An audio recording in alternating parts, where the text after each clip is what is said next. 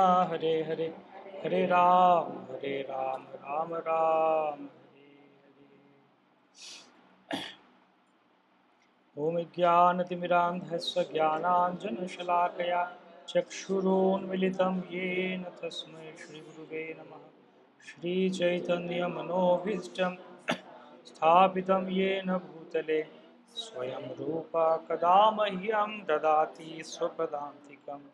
वन्देऽहं श्रीगुरो श्रीयुतोपदकमलं श्रीगुरून् वैष्णवांश्च श्रीरूपं स्वाग्रजातं सहगण रघुनाथान्वितं तं सजीवं स्वाद्वैतं सावधूतं परिजनसहितं कृष्णचैतन्यदेवं श्रीराधा कृष्णपादान् सहगण ललिता श्रीविशाखान्वितांश्च नमयो विष्णुपादाय कृष्णप्रस्थाय भूतले श्रीमते भक्तिवेदांत स्वामिनिति नामिने। नमस्ते स्वारस्वते देवे गौरवाणि प्रचारिणे निर्विशेष शून्यवादी पाश्चात्य देशतारिणे वंशाकल्पतरुभ्यश्च कृपा सिन्धुभ्यैव च पतितानां पावनेभ्यो वैष्णवेभ्यो नमो नमः।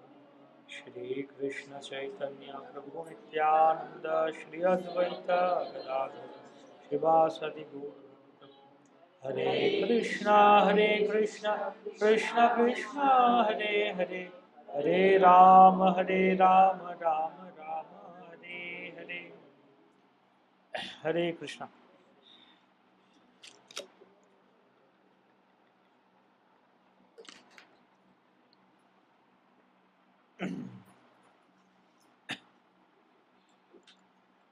তো ভক্তিশাস্ত্রী ক্লাসে সকলকে স্বাগতম। আমরা গত ক্লাসে ভক্তিশাস্ত্রী কোর্স সম্বন্ধে কিছু আলোচনা করছিলাম। আজকে আমরা ভক্তিশাস্ত্রী ক্লাসের একটি গুরুত্বপূর্ণ বিষয় নিয়ে আলোচনা করব ভক্তিশাস্ত্রী কোর্সের, সেটা হচ্ছে শ্লোক শিখা, যেটা নিয়ে সবার সবথেকে বড় আতঙ্ক। শ্লোক কিভাবে মনে থাকবে?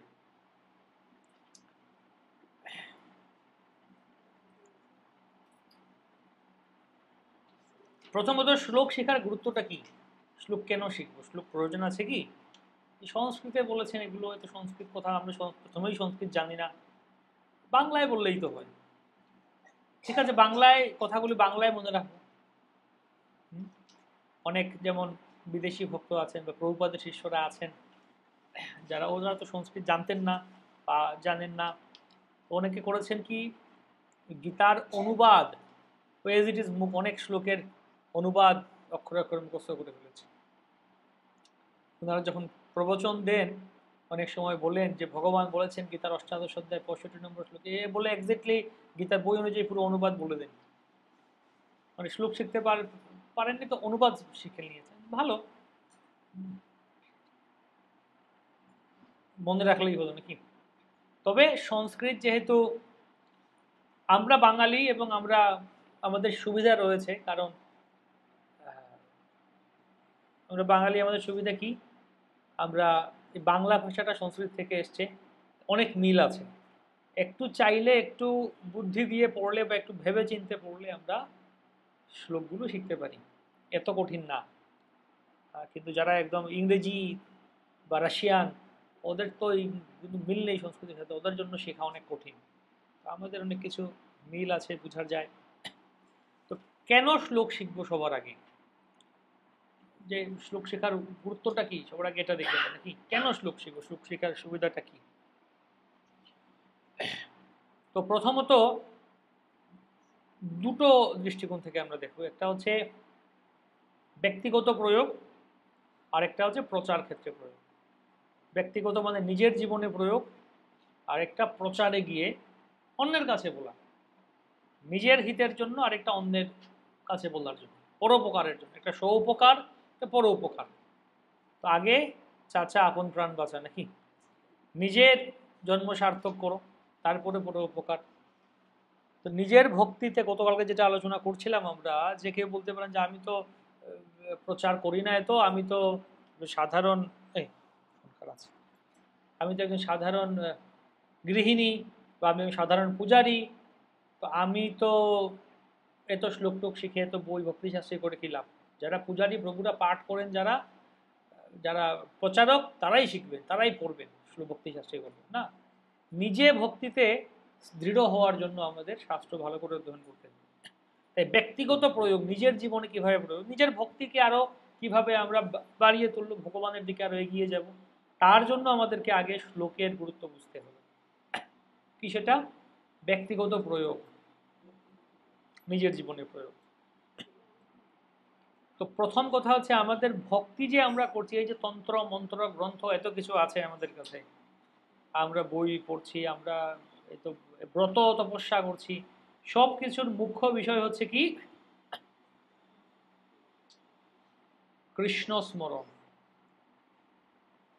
এটা একটা শ্লোক যা রূপক গোস্বামীপাদ তার ভক্তি রসামৃত সিন্ধুতে বলেছেন। আমার সাথে বলুন, স্মর্তব্য সততম বিষ্ণুর বিস্মর্তব্য ন জাতুচিত সর্বে বিধি নিষেধ্যা স্যুর এতয়োরেব কিঙ্করাহ। কি বলা হচ্ছে? যে সব সময় কৃষ্ণকে মনে রাখতে হবে, স্মর্তব্য সততম বিষ্ণু। আর বিস্মর্তব্য ন জাত উচিত, কখনো কৃষ্ণকে ভুলে যাওয়া যাবে না, কখনো ভুলবেন না। সবসময় কৃষ্ণকে মনে রাখবেন, কখনো ভুলবেন না। সর্বে বিধি নিষেধ্যাসুর এতয় দেব কিঙ্করাহ। যত নিয়ম আছে শাস্ত্রের, সমস্ত নিয়মগুলি এই দুটি কথার অনুগামী, দুটি কথার অধীন। কার্তিক মাসে কার্তিক ব্রত করতে হবে, বিষ্ণুপঞ্চক করতে হবে, তারপরে নির্জলা একাদশী আসছে সামনে, এটা হচ্ছে ওটা হচ্ছে, ও করতে হবে সেই করতে হবে। তো এই ব্রত ওই ব্রত, এই দান দক্ষিণা, অক্ষয় তৃতীয়া, এত কিছু বিভিন্ন তিথি, এগুলোর মুখ্য উদ্দেশ্য কি? যেন আমরা কৃষ্ণ স্মরণ করতে পারি, কৃষ্ণকে মনে রাখতে পারি, কৃষ্ণকে যেন ভুলে না যাই। এই হচ্ছে আমাদের মুখ্য উদ্দেশ্য, কৃষ্ণকে মনে রাখা, কৃষ্ণকে ভুলে না যাওয়া।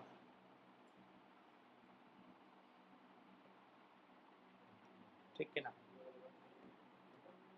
যদি কৃষ্ণকে ভুলে গেলাম, তাহলে ব্রত তপস্যা আদি করে কোনো লাভ হলো না। এটা পরেরটা এখানে নেই। কৃষ্ণকে ভুলে গেলে লাভ হলো না।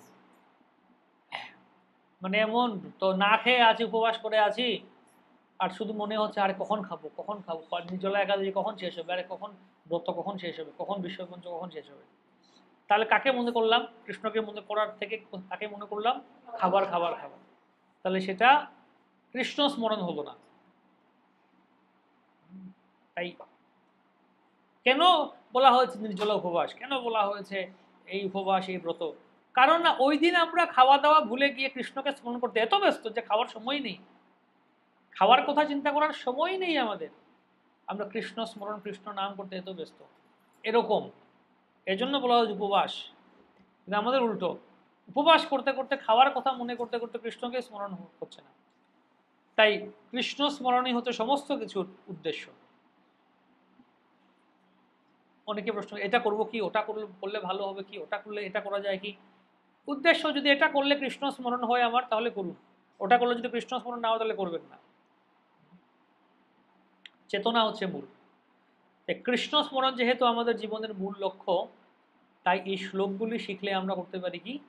সবসময় ভগবানকে স্মরণ করতে পারি।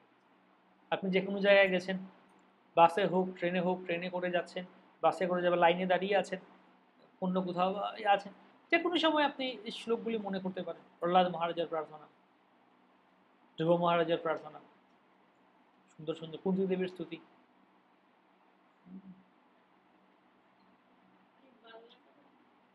বললাম তো, আমি বাংলাটাই তো বললাম।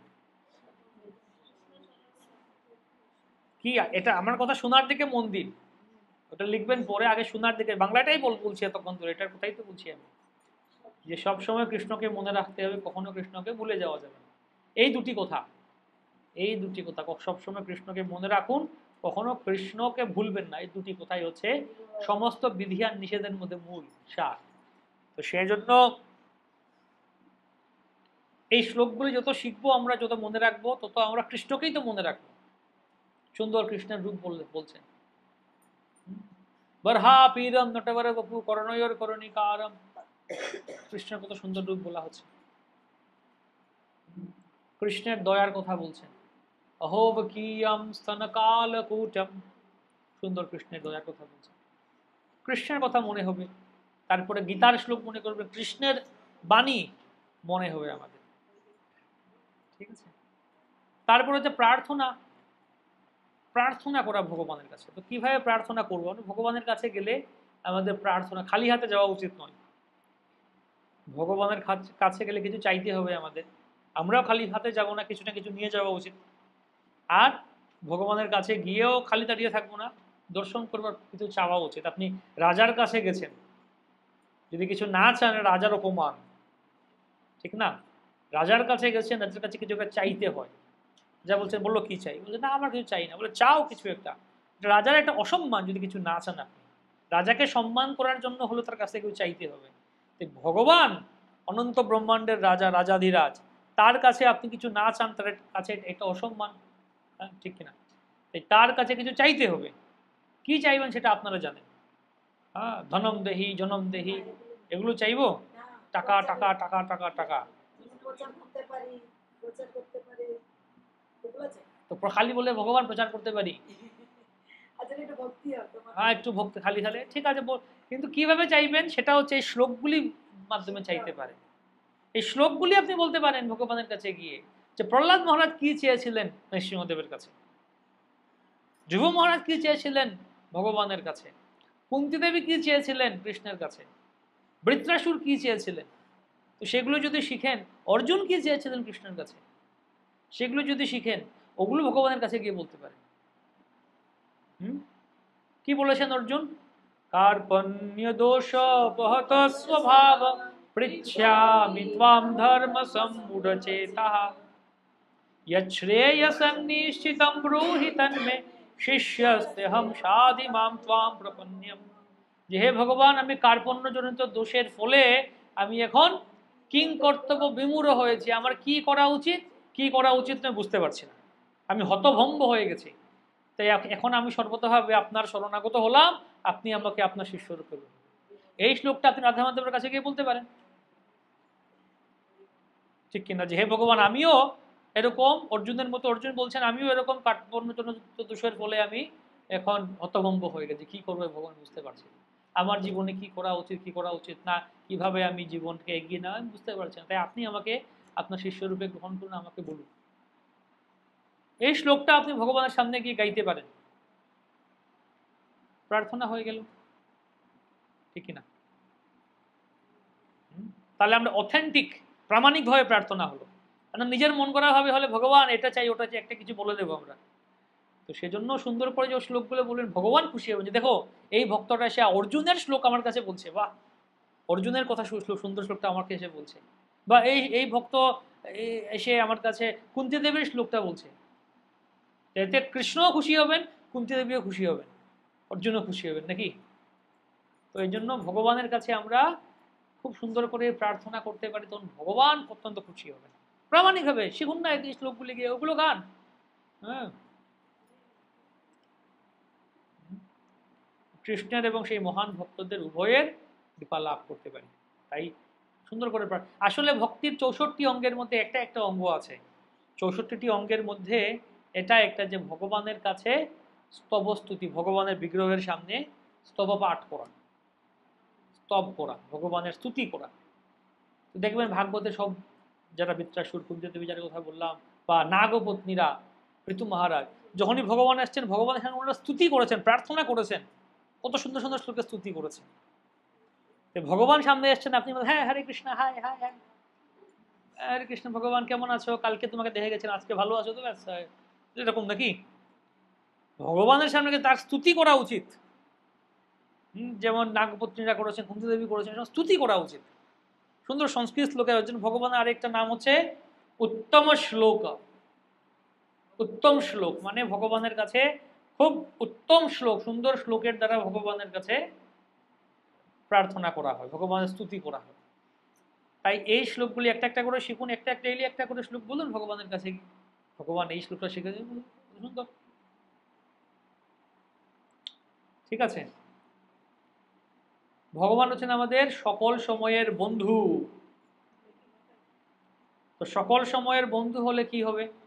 তাকে তো, বন্ধুকে সবসময় কাছে রাখলে ভালো নাকি বন্ধুর সঙ্গ করলে আমরা চাই? তো বন্ধুর সঙ্গ কিভাবে পাবো? যে কোনো সময় আমরা মনে করতে পারি তাকে। তো আপনারা গজেন্দ্রের কাহিনী শুনেছেন তো নাকি? গজেন্দ্র কে ছিল? একটা হাতি ছিল, এবং সে কি করেছিল, ওই ওখানে সরোবরের তীরে সে এখানে তার স্ত্রীদের সাথে সে জলকেলি করছে, সেই সময় জলে ঢুকলো, কে এসে আক্রমণ করলো? কুমির। কুমির ধরলো পা, আর জগৎ গজেন্দ্র বলছে ছাড় ছাড় ছাড়, ঝগড়া কুমির ছাড়ানোর চেষ্টা করছে, কুমির আরো কামড় দিচ্ছে, লড়াই হলো শুরু, বিশাল অনেক দিন ধরে লড়াই হলো, অনেক দিন অনেক কাল ধরে লড়াই হলো, দীর্ঘ লড়াই। এখন গজেন্দ্র হাতি অনেক শক্তিশালী, সে স্থলের মধ্যে মাটিতে শক্তিশালী, আর কুমির সে জলের মধ্যে শক্তিশালী। তো এখন তার উপরে আবার কুমির সে দাঁত দিয়ে কামড় মেরে আছে গজেন্দ্রের পা, রক্ত চুষে খাচ্ছে, একে তো রক্ত চুষে খাচ্ছে, তার উপর জলে আবার শক্তি, মানে যত হচ্ছে তার শক্তি বাড়ছে আর গজেন্দ্রের শক্তি কমছে। পরে দেখলো না আমি তো আর পারবো না এখানে, পরে সে হঠাৎ মনে হলো যে আগের জন্মে আমি রাজা ছিলাম, রাজা ইন্দ্রদুম্ন, তখন যে শ্লোক শিখেছিল সেরকম একটা শ্লোক সে গাইতে শুরু করলো, আর তৎক্ষণাৎ ভগবান গরুর স্কন্ধে আরোহণ করে ভগবান চলে এলেন গজেন্দ্রকে উদ্ধার করতে। এই হচ্ছে কথা, যে আমরা ভগবানের কৃপায় আমরা ভগবানকে স্মরণ করেছিলেন। তো এইভাবে প্রভুপাদ বলছেন, তাৎপর্য অষ্টম স্কন্ধে এটা আছে, কথা আছে, প্রভুপাদ বলছেন যে তাৎপর্য অতএব কৃষ্ণ ভক্তি অনুশীলনে কোনো না কোনো মন্ত্র জপ করতে হয়। অবশ্যই হরে কৃষ্ণ মন্ত্র জপ তো করি আমরা, কিন্তু সেই সাথে আরো বিভিন্ন, যেমন বলছেন ব্রহ্ম সংগীতা আছে, বা নৃসিংহ স্তোত্র, বিভিন্ন স্তোত্র আছে।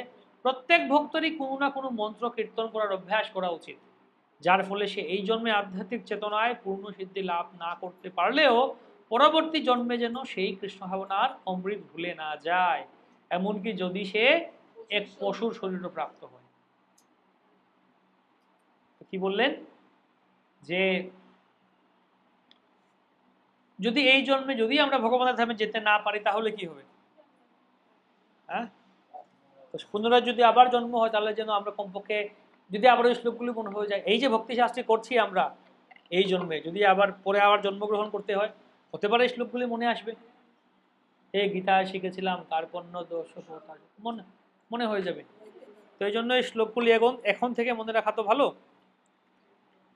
বিভিন্ন স্তোত্র আছে, যেমন রাধিকা অষ্টকম আছে, সচেতনয় অষ্টকম আছে, নৃসিংহ স্তোত্রম জগন্নাথ অষ্টকম আছে, লক্ষ্মী নৃসিংহ স্তোত্রম আছে, এরকম বিভিন্ন স্তোত্র অষ্টকম অনেক কিছু আছে। শিখুন, গান কীর্তন করুন, সেগুলো গাওয়ার চেষ্টা করুন।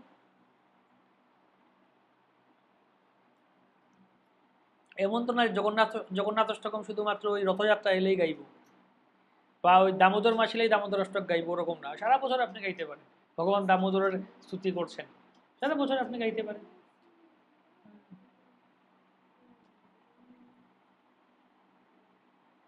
তো প্রভুপাদের বিষয়ে বলছেন, আসলে প্রভুপাদের একজন শিষ্যা মাতাজি আছেন, উনি বলছিলেন যে গুরুকুলে ওনার নাম ছিল কৃষ্ণ কুমারী। তো উনি বলছেন যে গুরুকুলে প্রভুপাদ এরকম বললেন যে সমস্ত বাচ্চাদেরকে গীতার শ্লোক 700 শ্লোক মুখস্থ করাও। 700 শ্লোক মুখস্থ করাবেন, কিভাবে হবে সেটা? এখন বলছেন এই বাচ্চারা তো অর্থ জানে না, খালি খালি মুখস্থ করে গেলাম। তখন প্রভুপাদ বললেন যে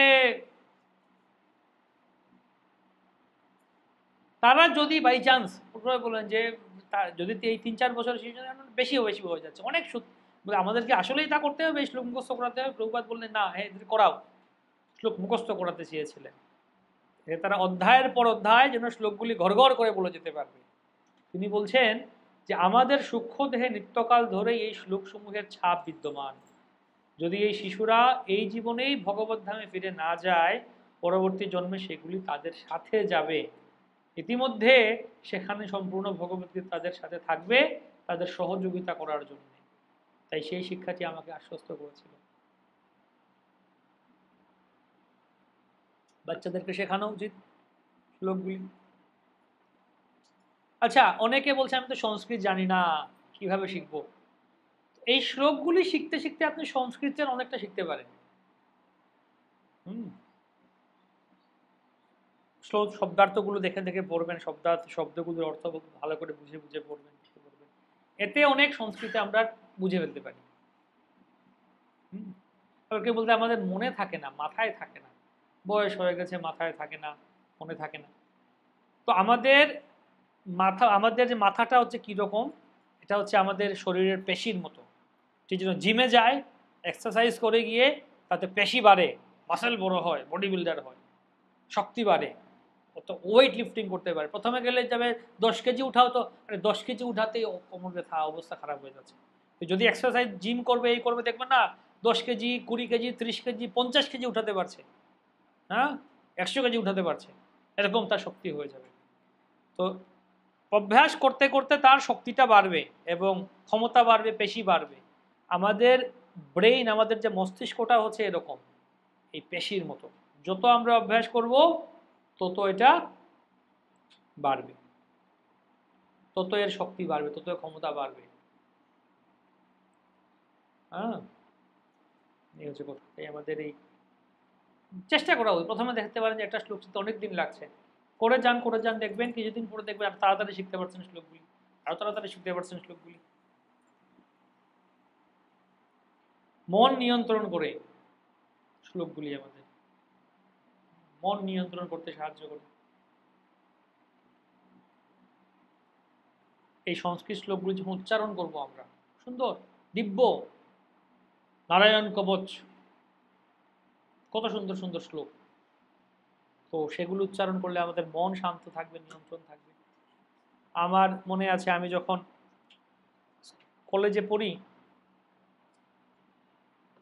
হায়ার সেকেন্ডারি পরীক্ষা দিতে যাই যখন, তখন বাবা আমাকে নিয়ে যেতেন পরীক্ষার হলে। তো আমি পরীক্ষার হলে যাওয়ার, ফাইনাল পরীক্ষা, বোর্ড পরীক্ষাটা কত টেনশন, কত চাপ থাকে মাথায়, হায় হায় কি আসবে। আমি তো সকালে উঠে থেকে জপ টপ পড়লাম, কিছু পড়া রাত্রে যা আগে যা পড়েছে সকালে জপ টপ পড়ে, স্নান করে জপ টপ করে কিছু পড়লাম, পড়াশোনা করে এসে তারপরে আবার স্নান করতে গেলাম। তারপর আমি গিয়ে তখন ওই বই বন্ধ করে দিয়েছি, ব্যাস। তখন আমি ওই বিভিন্ন শ্লোক গাইতাম, এই শ্লোক ওই শ্লোক, ইয়ের এই কুন্তিদেবীর স্তুতি, বৃত্তাসুর স্তুতি, বিভিন্ন শ্লোক গাইছি। প্রসাদ নিলাম, প্রসাদ গ্রহণ করছি সকালবেলা, তারপরে বাইকে বসলাম বাবার সাথে, পেছনে উনি চালাচ্ছেন, আমি গুনগুন করে বৃত্তাসুরের প্রার্থনা, এই প্রার্থনা, ওই শ্লোক, এগুলো গাইছি। মানে পরীক্ষার কথা আমি ভুলেই গেছি, আমার কাছে পরীক্ষা যে দিতে হবে না এই টেনশন নেই, শ্লোক গাইছি। পরীক্ষার হলে বসলাম, পরীক্ষা গেলাম, গিয়ে দেখি আরে বাকিটা এত টেনশন, আজ পড়তে পড়তে অবস্থা খারাপ, বলছি আমি আর এত পড়বো না, যা পড়ার আগে পড়ে যাবো, লাস্ট মুহূর্তে এত পড়ে কি হবে, ঠিক আছে। তারপরে পরীক্ষার হলে বসলাম, গিয়ে প্রশ্ন দিল, হ্যাঁ, তখন লেখা শুরু করলো। তো আমি দেখতাম কি এতে আমি অনেক মন শান্ত থাকতো, এই যে চাপ ছিল পরীক্ষার, ওই চাপটা ছিল না, শান্তিতে বসো লিখো, হ্যাঁ, সুন্দর করে গান গান, ভগবানের কথা মনে হবে।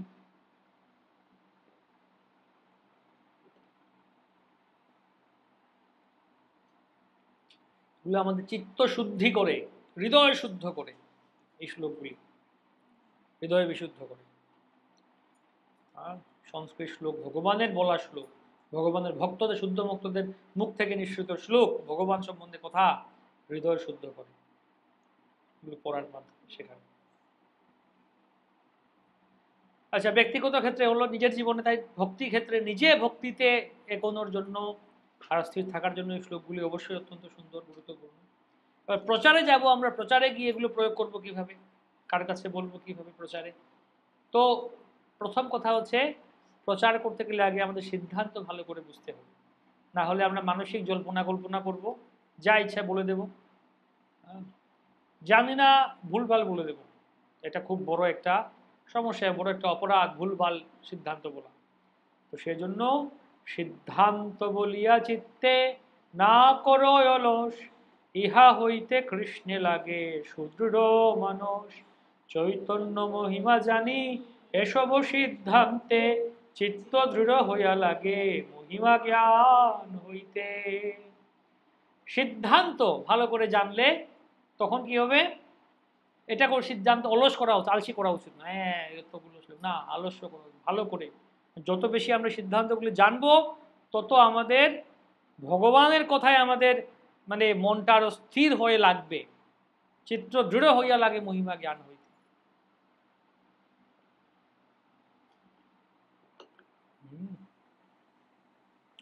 আমাদের মনকে জল্পনা কল্পনা থেকে মুক্ত রাখে। জল্পনা কল্পনা না, আমরা সঠিক কথা বুঝতে পারি, জানতে পারি। জল্পনা কল্পনা তখন আর করবো না। তারপর আমাদের কথাগুলি আরো বেশি অলংকৃত হয়, আরো শক্তিশালী হয় এবং বিশ্বাসযোগ্য উপস্থাপনা হয়। কারণ না হলে আপনি বলবেন আচ্ছা আমাদেরকে না সবাইকে ভক্তি করতে হবে, আমাদের জীবনের উদ্দেশ্য হচ্ছে ভক্তি করা, ভগবানের কাছে শরণাগত হতে হবে।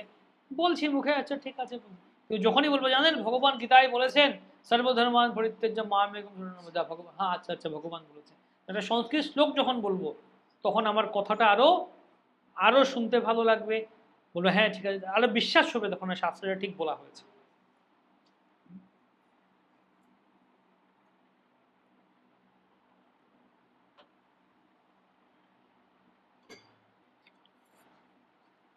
নাহলে বলবে যে হয়তো বা কোন কথা যে আমি ঠিক বলছি আর কোন কথা যে বানিয়ে বলছি বোঝা যাবে না, হয়তো বানিয়ে বলতে পারি কিছু, কেউ বিশ্বাস হবে কি আচ্ছা ঠিক আছে কিছু একটা। যখন এটা রেফারেন্স বলবো, শ্লোক বলবো আমি, ভক্তি রসামৃত সিন্ধুতে রূপ গোস্বামীপাদ বলেছেন অন্য অভিলাষিতা শূন্য, আচ্ছা আচ্ছা এই শ্লোকে এটা বলেছে। যখনই এরকম শ্লোক বলবো তখন আরো কথাটা বিশ্বাস হবে এবং কথাটা আরো বেশি শক্তিশালী এবং অলংকৃত হবে। তাই শ্লোকগুলি শিখলে প্রচারে সুবিধা হবে। আচ্ছা বুঝা গেল। এখন কিভাবে শিখবো শ্লোক সেই কথায় আসি নাকি? শ্লোক শেখার নিয়ম কি, উপায় কি?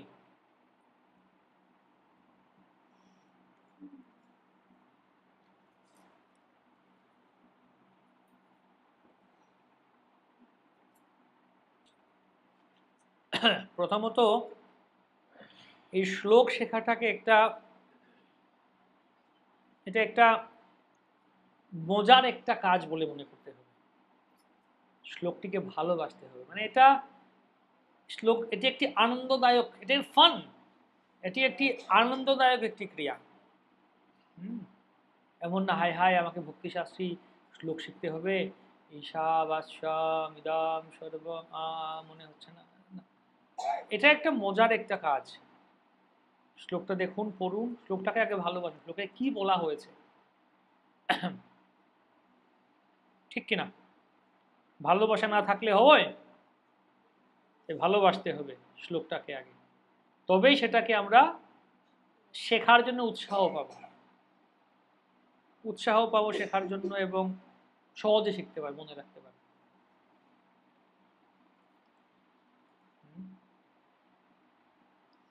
যদি আপনাকে বলা হয় চাইনিজ ভাষায় একটা কথা বলা হয় এটা মনে রাখবেন, এই কথাটা কিন্তু মনে রাখবেন, ভুলবেন না। বড় একটা কথা বলো চাইনিজ ভাষায়, এটা অর্থ কি বলে জানি না, কিন্তু আপনি মনে রাখবেন, হবে? কি বলছে এটা, যতক্ষণ এটা অর্থ সুন্দর করে শুনবেন, হা হা হা এটা এইটা।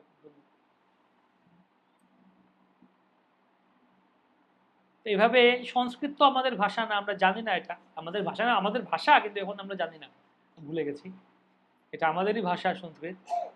আগে সবাই সংস্কৃতে বলতো কথা, মুখের কথাও সংস্কৃতে ছিল। আপনার নাম কি? ভবতঃ নাম কিম, আপনি কেমন আছেন? ভবান কথমস্তি, বাংলায় না বলে সংস্কৃতে বলতে। আগে মহাপ্রভু, যেমন মহাপ্রভু ছিলেন নবদ্বীপে, মহাপ্রভু দক্ষিণ ভারতে গেছেন, তো মহাপ্রভু ওখানকে তামিল বলেছেন, গিয়ে তামিল ভাষায় কথা বলেছেন মহাপ্রভু, আগে ইংলিশে বলেছেন। এখন তো আপনি দক্ষিণ ভারতে যাবেন ইংলিশে বলবেন, ওখানে ওরা বাংলা জানে না, তাই আপনি ইংলিশে কথা বলতে হবে আপনাকে। হিন্দি বললেও অনেকটা বুঝবে না ওরা, অনেকটা ইংলিশেই বলতে হবে। সংস্কৃতে সংস্কৃতে দক্ষিণ ভারতে গেলে তো উনি কি বাংলা, ওরা কি বাংলা বুঝবে? মহাপ্রভু হয়তো সংস্কৃতে বলেছেন, ওরাও সংস্কৃত সবাই জানতো, দক্ষিণ ভারতীয়রাও সংস্কৃত জানতো, উত্তরে সবাই সংস্কৃত জানতো। এখন যেরকম সবাই ইংলিশ বা হিন্দি জানে, একটা যখন আপনি গেছেন বৃন্দাবনে গেছেন, ওখানে হিন্দিতে বলছেন, বা অন্য জায়গায় গিয়ে আপনি দক্ষিণ ভারতে ইংলিশে বলছেন, সবাই সবাই জানে। ওই সময় ইংলিশ তো এত ছিল না, ইয়ে তো ছিল তখন, ওই সংস্কৃতে সব দিকে চলতো, মানে পণ্ডিতরা যারা ব্রাহ্মণরা সংস্কৃতে বলতো।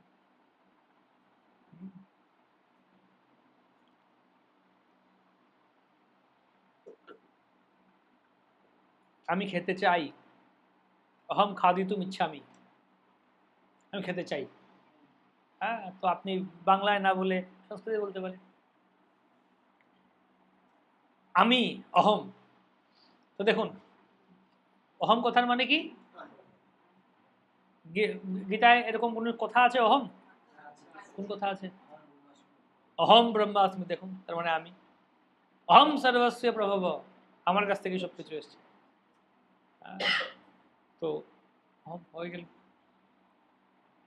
তো শ্লোকটিকে মাথায় ঢুকানোর আগে আগে হৃদয়ে ঢুকাতে হবে। এই শ্লোকটা বললোটা কি, এর মানেটা কি, কথাটা যদি ভালো করে বুঝি, তখন এটা মনে রাখতে ইচ্ছে হবে বা ভালো লাগবে।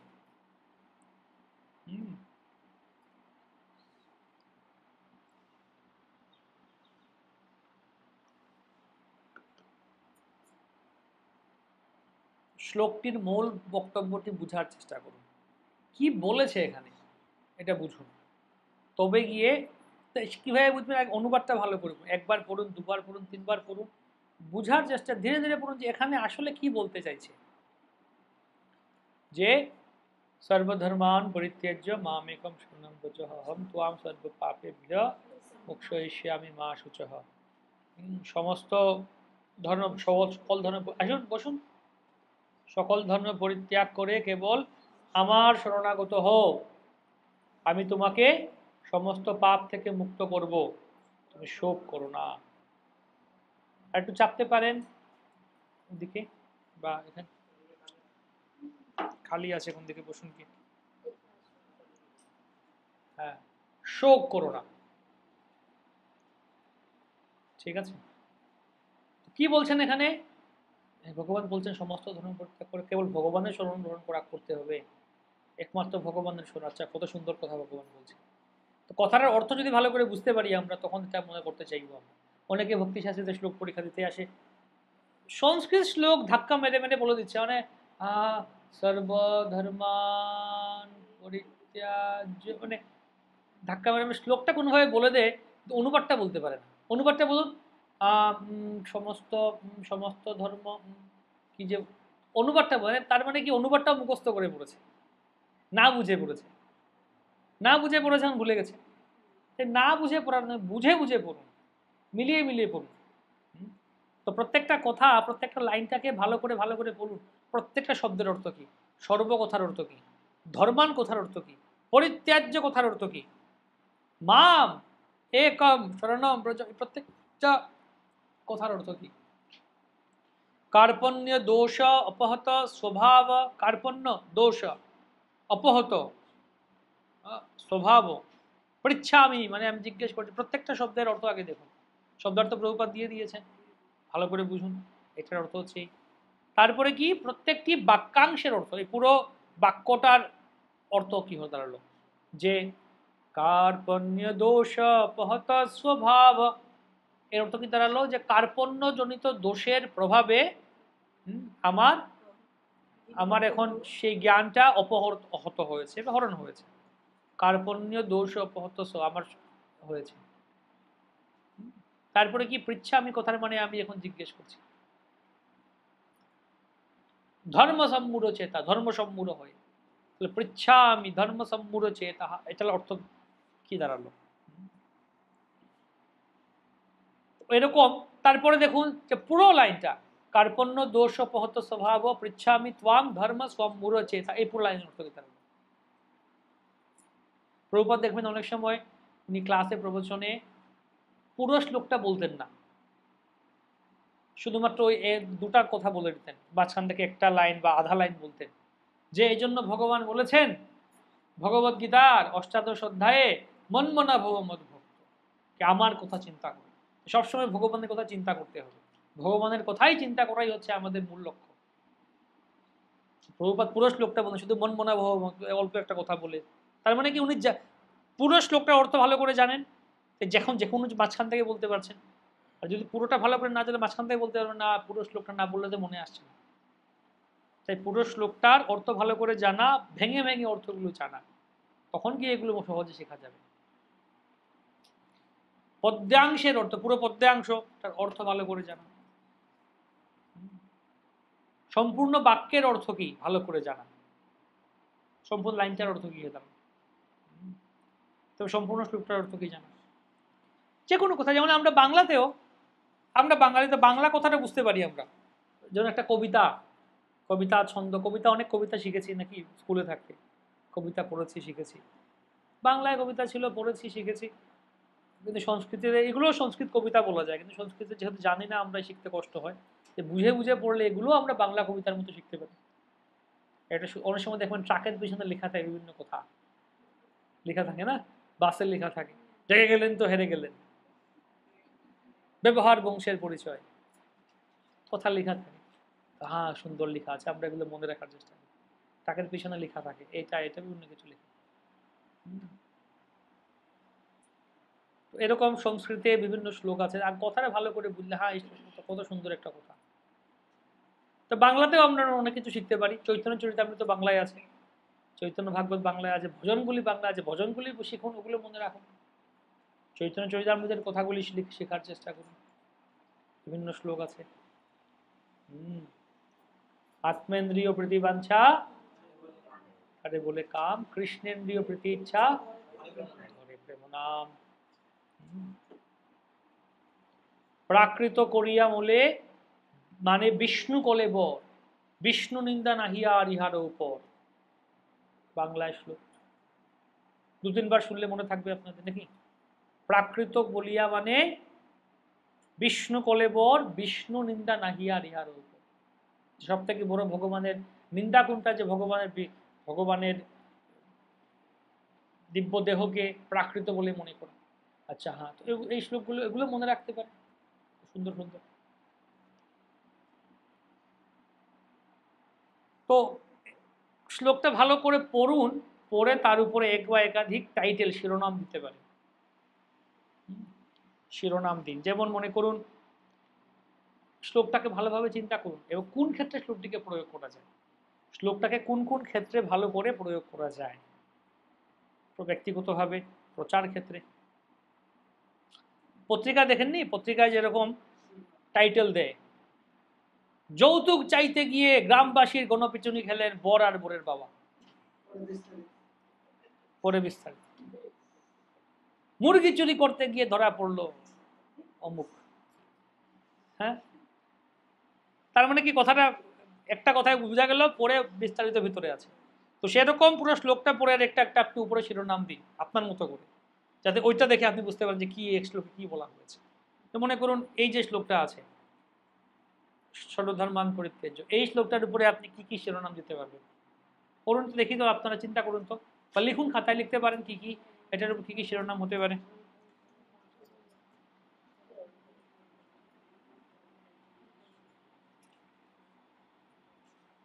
ভগবান বলছেন সব সর্বধর্ম পরিত্যাগ করে তুমি একালা কৃষ্ণ আমার শরণাগত হও, আমি কথা দিচ্ছি যে আমি তোমাদের সমস্ত পাপ থেকে মুক্ত করব।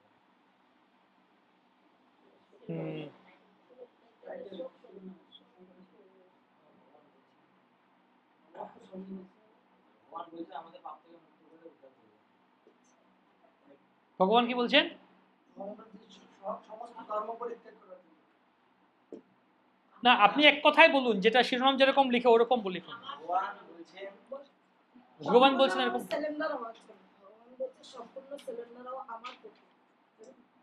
আপনি সুন্দর গুছিয়ে বলুন কথাটাকে, যেটা আপনি মনে করুন পত্রিকায় যেরকম লিখে গুছিয়ে কথাটা আপনি খাতায় লিখতে পারবেন। কি লিখবেন খাতায় লিখুন, আপনি লিখুন কি সম্পূর্ণভাবে শরণাগত হওয়া। ঠিক আছে, আর কি? ভগবান বলছেন তুমি আমার শরণাগত হও, আমি তোমাদের পুরো কাহিনী বলে দিলেন আপনি, পুরো কাহিনী বলে দিলেন এখানে। বলছে পত্রিকায় একজন ভক্ত বলছে, উনি সাংবাদিক, উনি বলছিলেন যে ওনাদের ট্রেনিং দেওয়া হয় কীভাবে শিরোনাম দেবে, বলে 6টা শব্দের মধ্যে লেখার চেষ্টা করুন, অল্প কথায় 6টা শব্দের মধ্যে। যেমন মনে করুন এরকম লিখছে, মায়াপুরের রথযাত্রায় হাজারো ভক্তের ঢল,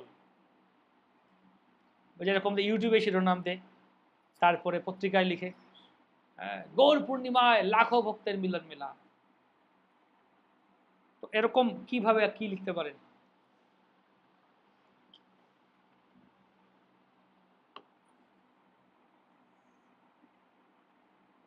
টাইটেল গুলো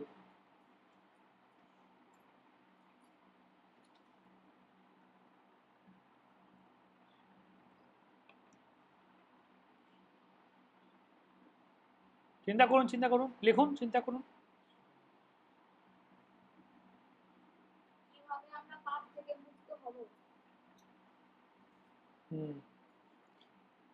কিভাবে আমরা পাপ থেকে মুক্ত হব?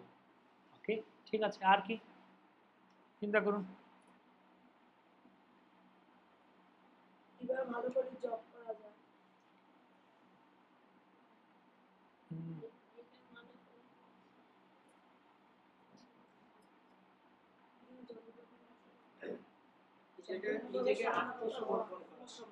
নিজেকে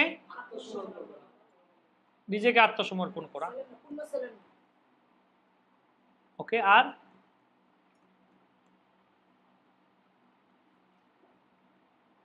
আর কি চিন্তা করুন, অনুবাদটা ভালো করে পড়ুন, অনুবাদটা পড়ুন, পড়ে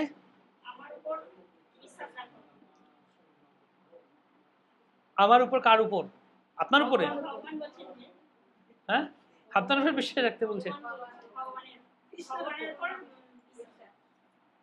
কথাটা গুছিয়ে বলুন, কি লিখছেন, গুছিয়ে বলুন, কি বলতে চাইছেন? সম্পূর্ণ ভগবান শ্রীকৃষ্ণের প্রতি পূর্ণ বিশ্বাস থাকাকে পূর্ণ সিলিন্ডার বলা হয়। এটা তো পুরো কাহিনী বলে দিলেন, এত কথা বলা যাবে না, বলার সময় নেই।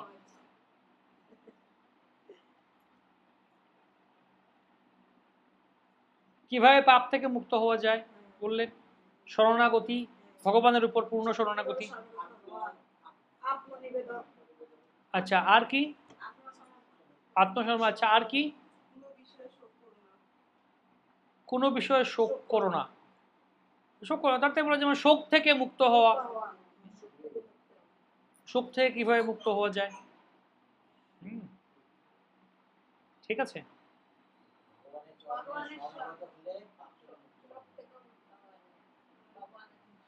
ভগবানের চরণে শরণ। আচ্ছা, এটা গুছিয়ে বলুন। ভগবানের চরণে শরণাগতি পাপ মুক্তির উপায়। তারপরে কি? এটা বলা যায় গীতায় কৃষ্ণের শেষ নির্দেশ, বা ভগবানের অন্তিম নির্দেশ, এটাই অন্তিম কথা। তারপরে কি? এটা তো বললাম, ভগবানের প্রতিশ্রুতি, ভগবানের প্রতিশ্রুতি যে আমি তোমাকে পাপ থেকে মুক্ত করব, ভগবানের প্রতিশ্রুতি, এক কথায় ভগবানের প্রতিশ্রুতি, ভগবানের প্রতিজ্ঞা। তো কি চিন্তা করে দেখুন, এই যে ভগবানই মুক্তিদাতা,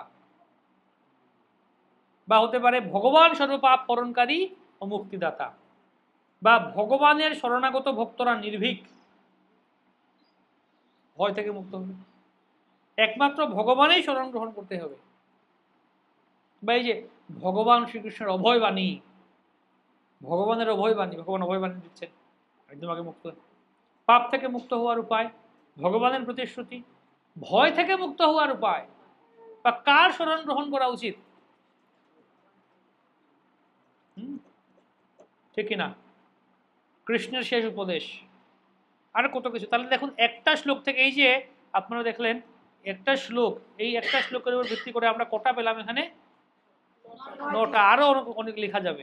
তাহলে একটা শ্লোক থেকে কতগুলো লিখে নেওয়া যায়, ওরকম আপনি লিখুন, চিন্তা করুন, করে করে পয়েন্ট লিখুন। তাহলে এই শ্লোকের উপরে আপনি কতগুলো দৃষ্টিকোণ, অ্যাঙ্গেল পেলেন, যে একটা শ্লোক, এক লাইনের উপরে আপনি কটা, 9টা আমরা অ্যাঙ্গেল পেয়ে গেলাম, যে শরণাগতি, পাপ থেকে মুক্ত হওয়ার উপায়, এই এই ভগবত বাণী। সেটা নিয়ে চিন্তা করুন। দেখুন এরকম প্রত্যেকটা শ্লোক পড়ুন, খাতায় এরকম ডায়েরি করুন, শ্লোকটা লিখুন, এটার উপরে কোটা আপনি এভাবে আপনি নোট করতে করুন, ঠিক কিনা? তো এরকম শ্লোকগুলি আপনারা যেগুলো ভক্তিশাস্ত্রের শ্লোকগুলো শিখতে হবে 45টা আলাদা খাতা করুন, শ্লোকের জন্য আলাদা একটা ডায়েরি করুন দরকার হয়, ওখানে শুধু ওই শ্লোকগুলো লিখুন, বা ছোট এরকম ডায়েরি করতে পারেন, ছোট যেটা যেটা আপনি ব্যাগে রাখতে পারেন, পকেটে রাখতে পারেন, সাথে নিতে পারেন। ওই ডায়েরিতে একটা শ্লোক লিখুন, ওটার সাথে আপনি ওই পয়েন্টগুলো লিখুন, আমাকে দেখাবেন যে এইগুলো লিখেছি, একে অন্যকে দেখাবেন, শেয়ার করবেন, তাহলে কি ওটা সাথে সাথে সবসময় থাকবে, সবসময় যে কোনো সময় খুলে পড়তে পারেন। এই যে আচ্ছা শ্লোকটি সাথে রাখুন, নোটবুক বা পকেট বুকে শ্লোকগুলো লিখে রাখুন, যাতে আপনি সেটি আপনার সাথে সর্বদা বহন সাথে হাতে নিতে পারেন, বাসে ট্রেনে যেখানেই যান আপনি এটা খুলে পড়তে পারেন, দেখুন জায়গায় খুলে পড়তে পারেন। সম্ভব হলে সুবিধা হচ্ছে আপনার বাড়িতে ঘরে একটা বোর্ড লাগাতে পারেন, হোয়াইট বোর্ড আছে, আমি ওরকম করতাম, হোয়াইট বোর্ড লাগিয়েছিলাম, এরকম বোর্ড বা ব্ল্যাক বোর্ড হোয়াইট বোর্ড লাগান, তো সেখানে ওই একটা একটা করে শ্লোক লিখে রাখুন, একটা শ্লোক লিখুন, বড় করে লিখুন, তাহলে এমন জায়গায় লেখান যেখানে যেতে আসতে, যেমন আমি আমার পড়ার টেবিলের উপর লাগিয়েছিলাম, তো সবসময় দেখতাম ওইটার দিকে রাখতাম, ওইটা বলতে থাকতাম, শ্লোকটা লেখা আছে, হ্যাঁ কার্পণ্য দোষ বহুত স্বভাব, একবারে চোখ চোখ পড়লে এটা একবার বলুন, এরকম পড়তে পড়তে রিভাইজ হতে হতে আপনারা কতজন তুলসী আরতি লিখে শিখেছেন? কেউ আছে তুলসী আরতি লিখে এরকম চলে, নম নম তুলসী কৃষ্ণ প্রেয়সী যে তোমারও শরণ লয়, যে তোমারও শরণ লয়, যে তোমারও শরণ লয়, তারা পঞ্চপুর, এরকম করে শিখেছেন? কেউ শিখেছেন? কিভাবে শিখেছেন? তো কি ওরকম পড়েছেন? হ্যাঁ মোরই অভিলাষ মোরই, এরকম পড়ে শিখেছেন? স্কুলে থাকতে পড়তাম ওরকম না? তো কিভাবে শিখেছেন এটা? প্রভুপাদ তো সৌভিক কৃপা, কিন্তু আপনি শিখেছেন কিভাবে? শুনে শুনে গেয়ে গেয়ে, কীর্তনে কি আরতিতে গিয়ে তুমি গেছেন গেয়ে গেয়ে শুনে শুনে, আচ্ছা ভুলে গেলাম, আর আরেকবার দেখি, আরেকবার দেখি, বলেছি শুনে দেখেছি, সবাই গাইছেন, সবার সাথে আছেন, গাইছি, হ্যাঁ শুনে শুনে গেয়ে গেয়ে শিখেছি। তো ওরকম শ্লোকগুলি ওরকম, যত আপনি লিখে রাখবেন, চোখ পড়লেই এটা গাইবেন, এমন জায়গায় লেখা রাখুন যেখানে আপনি দিনের মধ্যে বেশিরভাগ যাওয়া আসা করেন। মাতাজিরা রান্নাঘরে থাকেন, রান্নাঘরে লাগিয়ে রাখুন, রান্না করতে করতে আপনারা গাইতে থাকবেন, দরজায় লাগিয়ে দিন আসতে যাইতে। তারপর আরেকটা করতে পারেন, হ্যাঁ রেকর্ড তো তাও তো মোবাইলে, তো মোবাইল বের করে রে মোবাইলে দাও কোথায় শুনো, সেটাও আছে ভালো, কিন্তু লিখে রাখলে এরকম বোর্ডে লিখে বড় করে লিখতে পারবেন, চোখ পড়বে, কিন্তু বোর্ডে লিখলে ওটা আবার মুছে ফেলতে, মুছে একটা শেষ শিখে আরেকটা লিখবেন পরে, এটাও আছে। আরেকটা করতে পারেন যে বোর্ডে লিখে লিখে এটা শেখা হয়ে গেল, বড় কাগজ আছে A4 কাগজ, দিস্তা কাগজ, কাগজে বড় করে মার্কার দিয়ে লিখুন, এটাকে লিখে ওটাকে দেয়ালে লাগিয়ে দিন। 45টা শ্লোক আছে, 45টা, এখানে একটা, ওখানে একটা, ওখানে একটা, রান্নাঘরে ওখানে একটা, ওইদিকে দরজার উপর একটা, মানে সারা ঘরে শ্লোক ভরে দিন, বাথরুমেও লাগিয়ে দিন, স্নান করতে গেছেন, স্নান করছেন, জল ঢালছেন, আচ্ছা হ্যাঁ উপরে জল, আচ্ছা আচ্ছা সর্বধর্মান পরিত্যাগ, হ্যাঁ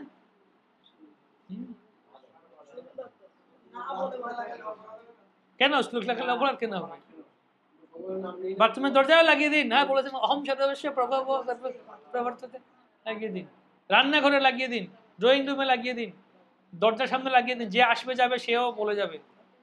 হ্যাঁ আমাদের একজন ভক্তের বাড়ি, এখানে গেছিলাম মায়াপুরে, আমরা আগে ভক্তি শাস্ত্রী করেছেন, এখানে গৌরনগরে থাকেন মাতাজি, ওনার বাড়িতে গেলাম, রান্নাঘরে লাগানো শ্লোক লাগানো, হ্যাঁ লাগিয়ে রেখে দিন, যখনই চোখ যাবে শ্লোকগুলি বলতে থাকবেন, বলতে থাকবেন, বলতে থাকবেন, হেঁটে যাচ্ছেন হঠাৎ করে আচ্ছা এই শ্লোকটা মনমনা ভব মদ্ভক্ত মধ্রিয়া জীবন দেখা যায়, ঠিক আছে বলা, আচ্ছা ওদিকে আচ্ছা ওই শ্লোকটা দেখি, সারা ঘরে আপনার শ্লোকময় হয়ে যাবে, যেদিকে যাবেন, রান্নাঘরে যাবেন ওখানে বসে, ওই বালকনিতে যাবেন ওখানে 4-5টা শ্লোক বলে আসবেন, হ্যাঁ ওইদিকে বাথরুমে যাবেন 2-3টা শ্লোক ওখানে বলে আসবেন, ওইদিকে আপনি প্রস্তাব করতে যাবেন 3-4টা বলে আসবেন, ওইদিকে আপনি রান্না করবেন 4-5টা বলে আসবেন, হ্যাঁ হ্যাঁ মন্দিরগুলোতে দেখবেন কত সুন্দর বড় বড় করে লেখা থাকে, শ্লোক টোক লেখা থাকে, দেখতে থাকুন, বলতে থাকুন, আপনার ঘরেই মন্দির বানিয়ে দিন, বিছানার সামনে বা বিছানায় আপনি শুয়ে আছেন উপরেও লাগিয়ে দিন, শুয়ে শুয়ে দেখতে থাকবেন, হ্যাঁ মনমনা ভব মদ্ভক্ত দেখতে থাকবেন। ঠিক আছে, পুরো ঘরটা শ্লোকময় করে দিন। যাবো আপনার ঘরে, দেখতে যাব কার ঘরে কটা শ্লোক লাগিয়েছেন। এখানে জন্য ভাবছি ট্যুর করবো গিয়ে, যদি এই কার ঘরে কটা শ্লোক দেখবো গিয়ে। সুন্দর করে লিখে, কাগজে লিখে, বড় কাগজ নিতে পারেন বা ছোট কাগজ, এই A4 কাগজে ওই লাল নীল কলম আছে, স্কেচ পেন আছে, ওগুলো দিয়ে সুন্দর করে লিখবেন, লিখে লাগাবেন। প্রিন্ট করেও লাগায় অনেকে, প্রিন্ট করে টাইপ করে, কিন্তু হাতে লিখলে আরো ভালো, যে আপনি সুন্দর নিজের হাতে লিখেছেন, আপনার ভালো লাগবে দেখতে। তারপরে যেটা বললেন, হ্যাঁ সুরে সুরে গাইতে পারেন, মোবাইলে রেকর্ড করে রাখতে পারেন, আর যে কোনো সময় ওইটাকে পুরো রেকর্ড করা আছে সেটা শুনতে পারেন। নিজে রেকর্ড করুন একটা একটা শ্লোক, নিজে শুনুন। আর আপনাদের সুবিধার জন্য আমিও রেকর্ড করে দিয়েছি, তো রেকর্ড করে ইউটিউবে দেয়া আছে পুরো 45টা শ্লোক। সেই লিঙ্কটা আপনাদের হোয়াটসঅ্যাপ গ্রুপে আমি দিয়ে দেবো, ইউটিউবের লিঙ্ক, ওটাও শুনতে পারেন আপনারা। ওটা 13 মিনিটের ভিডিও, পুরো 45টা শ্লোক ভক্তি শাস্ত্রী। তো ওইটাকে ডেইলি 1-2 বার শুনুন, শুনতে থাকুন 13 মিনিট পুরো। হ্যাঁ, ওটা ডেইলি এগুলো রিভাইজ করতে হবে, ডেইলি এগুলো শুনতে হবে, তাহলেই সেগুলো আমাদের মুখস্থ হবে, শোনা হবে।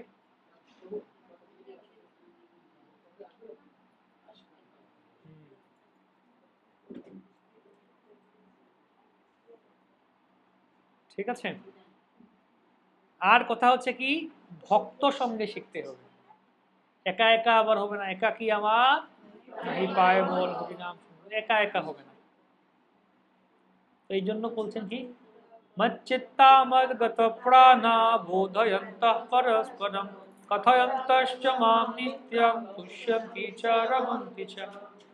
কি, যে আমার ভক্তরা পরস্পরের মধ্যে আমার কথা সর্বদা আলোচনা করে, আমার সম্বন্ধে পরস্পরকে বুঝিয়ে পরম সন্তোষ লাভ করে। তো নিজেদের মধ্যে, এই জন্য যেটা ওই দিন বললাম যে পার্টনার করুন, বন্ধুত্ব করুন, আপনারা গ্রুপ করুন, স্টাডি পার্টনার, যে কার সাথে আপনি শ্লোক শিখবেন, কার সাথে আপনি শাস্ত্র পড়বেন, একে অন্যকে একসাথে মিলে পড়ুন। এরকম করে ড্রিলিং করুন, যেমন একজন এরকম 2জন বসবেন, 2-3জন যারাই বসবেন একসাথে মিলে বসতে পারেন। একজন এরকম বলবেন, একজন, আমি একবার বলবো, আপনারা 3বার বলবেন, ঠিক আছে? মচ্চিত্তা মদ্গত প্রাণা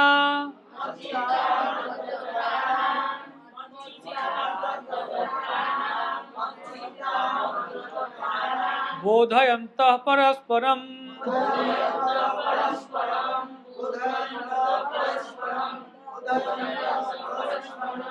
মচ্চিত্তা মদ্গত প্রাণা বোধয়ন্তঃ পরস্পরম।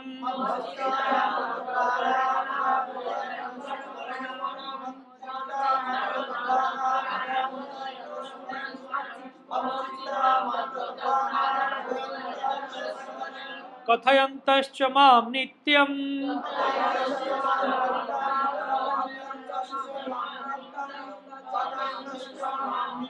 তুষ্যন্তি চ রমন্তি চ।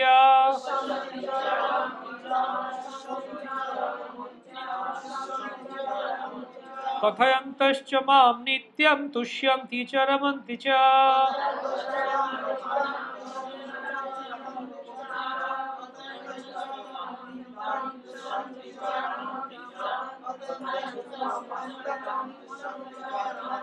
হ্যাঁ,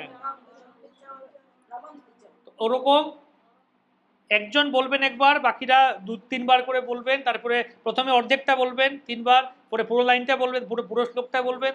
ওরকম করে 2-3জন মিলে বসে বসে সেটাকে ড্রিল করা, এবং একজন জনকে বলা। এভাবে সহজে শেখা যাবে, একটা উৎসাহ থাকবে, শেখা যাবে সহজে। এটাই হচ্ছে ভক্ত সঙ্গ। ঠিক আছে। আরেকটা কথা, মনোযোগ দিয়ে শোনা, মনোযোগ দিয়ে শুনুন। কিভাবে? নিয়মিত প্রবচন শুনুন, যেমন ভাগবত পাঠ হচ্ছে বা ভক্তিশাস্ত্রে ক্লাস হচ্ছে, তো নিয়মিত ক্লাস যখন শুনবেন, দেখবেন ক্লাসের মধ্যে টিচার বা যেমন ভাগবত পাঠে পাঠক এই শ্লোকটা বলছে, আপনি চিত্তামত গতপ্রাণ শ্লোকটা শিখেছেন, আপনি ভাগবতম ক্লাস শুনছেন, ওখানে দেখলেন আর বলছেন, আরে জানেন ভগবত গীতায় ভগবান বলেছেন মচ্চিত্তামত গত প্রাণা বোধয়। আচ্ছা আচ্ছা, এটা শ্লোকটা আমি শিখেছি ভক্তি, দেখি তো আচ্ছা এর মানে কি। তো উনি কিভাবে ব্যাখ্যা করছেন শ্লোকটাকে, এটা মনোযোগ দিয়ে শুনুন, কোন দৃষ্টিকোণ থেকে এটা ব্যাখ্যা করছেন। কিভাবে এটাকে ইয়ে করছেন, কানেক্ট করছেন শুনুন, তাহলে ওইটা আবার রিভিশন হবে, মানে শুনতে শুনতে। আর লেখা শ্লোকটিকে অন্যের কাছে বলুন। ভক্তিপুরুত্ব মহারাজ বলছে ওনার সংকীর্তনে যখন ছিলেন, গ্রন্থ প্রচার করতেন, তো সকালবেলা ভাগবতম ক্লাসে যে শ্লোকটা শুনতেন, ভাগবতম পাঠ হতো, ওইটা লিখে নিতেন কাগজে, পকেটে নিয়ে যেতেন। আর সারাদিন গ্রন্থ প্রচার করতে করতে যাকেই দেখা হতো বলতে, জানেন ভাগবতে ভগবান বলেছেন, অহো বকিয়াম, এই ভগবান সম্বন্ধে বলা আছে, এই বলা হয়েছে। তো যাকেই দেখা হতো সবাইকে ওই কথা প্রসঙ্গে ওই শ্লোকটা শুনিয়ে দিতেন। তো সারাদিন যদি 30 জনকে সাথে কথা হয়, বুক 30 জনকে এই শ্লোকটা 30 বার বলে দিয়েছে। শুধু একটা শ্লোক বলতেন সবাইকে, এই ভগবান এইটা এটা বলেন, তাহলে কি ওই শ্লোকটা শেখা হয়ে যেত একদিনে।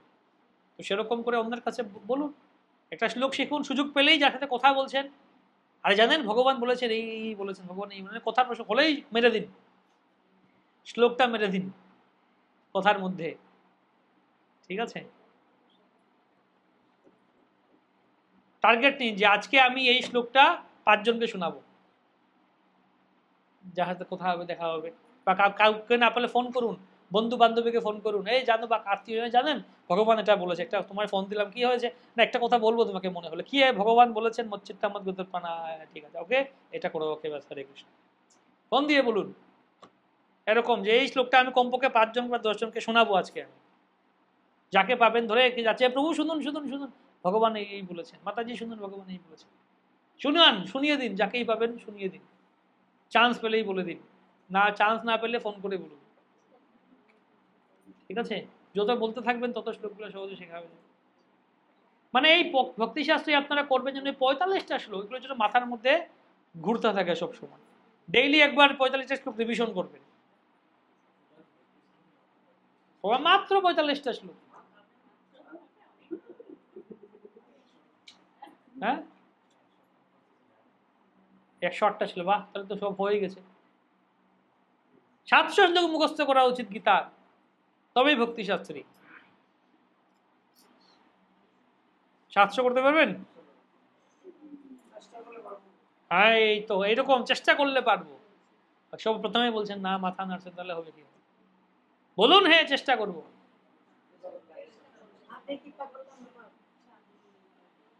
একটা শ্লোক শিখতে দেখুন কদিন লাগবে, একটা শ্লোক শিখতে একদিনে হয়ে যাবে।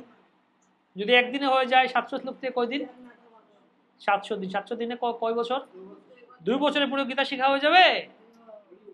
2025, 26, 27 টিওবিপি ওপেন হতে হতে আপনার 700 শ্লোক শেখা হয়ে যাবে। মজা হবে না? টিওবিপি ওপেন হবে, 700 শ্লোক মুখস্থ হয়ে যাবে। করুন চেষ্টা, এটাই তো কাজ আমাদের। মানে বসে বসে কি নেই কাজ, খই ভাজ, এটাই আমাদের কাজ। না হলে আমরা ওই খই ভাজ বা প্রজল্প করবো। ভক্তদের কাজ কি, যত এই জন্য এভাবে সময়টা কিভাবে আমরা কৃষ্ণ চেতনায় লাগাবো, এই যে শ্লোক শিক্ষার মাধ্যমে। পুনরাবৃত্তি, আচ্ছা এই শ্লোকগুলো শিখলে কি প্রথমে আপনি শিখলেন, চেষ্টা করে কষ্ট করে শিখলেন, তারপর কি করে দেখা গেল 10 দিন পরে ভুলে গেছি, 5 দিন পরে মনে আসছে কি যেন, আবার রিভিশন দিন।